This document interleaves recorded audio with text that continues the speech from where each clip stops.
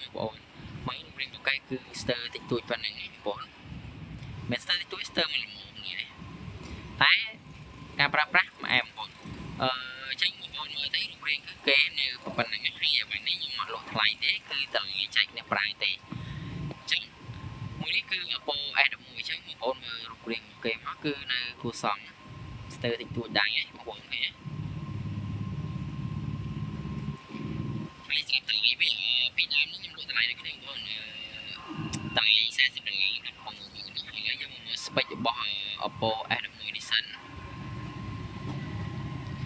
អូខេបងប្អូននេះ RAM 8 256G នេះហើយលើកាមេរ៉ារបស់គេត្រាប់កាមេរ៉ារបស់គេគឺច្បាស់បងប្អូនច្បាស់មុខច្បាស់ក្រោយណាអូខេក្នុងកាមេរ៉ាគេវាមិនច្បាស់ទេតែមានទូយកបានបងប្អូនសម្រាប់ព័ត៌មានលម្អិតបងប្អូនអាចតំណែងមកកាន់ហាងដើម្បីហាងបង្ហាញជូនបងប្អូនទាំងអស់គ្នាថាស្ទើរកន្លែងនេះអញ្ចឹងនេះសម្រាប់ព័ត៌មានលម្អិតនឹងថតវីដេអូបញ្ជាក់ជូនបងប្អូនទាំងអស់គ្នាម្ដងទៀតមុននឹងបងប្អូនទាំងអស់គ្នាសម្រេចចិត្តយកណាហើយសម្រាប់កន្លែងនេះគឺតម្លៃ$40ទេបងប្អូនយកទៅខ្ញុំហ្វ្រីជាមួយនឹង30ឈុតមានសបក screen ឲ្យទៀតអញ្ចឹងបងប្អូនយកទៅគឺប្រើទាំងរងអត់ខត់ចូលជាងចូលទៀតទេទៅរក្សាទៅទេហើយមួយនេះគឺ Oppo A53 ណាស្រាប់តម្លៃ$40ដូចគ្នាបងប្អូនស្រាប់spec របស់គេគឺ RAM 428G ឥឡូវខ្ញុំទៅបង្ហាញបងប្អូនគ្នាបន្តិចអូខេឈប់នេះអូខេបងប្អូនចឹងបងប្អូនមើលនេះ RAM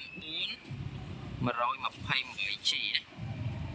អូខេសម្រាប់កាមេរ៉ារបស់គេគឺនៅច្បាស់ដូចគ្នាបងប្អូនច្បាស់មុខច្បាស់ក្រោយដូចគ្នាសម្រាប់កាមេរ៉ាអត់មានបញ្ហាអីទេណាសម្រាប់ទូរស័ព្ទទាំងអស់នេះខ្ញុំបានតេស្តរួចរាល់ហើយមិនថា SIM មិនថា Wi-Fi ទេដំណើរការជាមួយនឹង SIM 2បងប្អូនអាច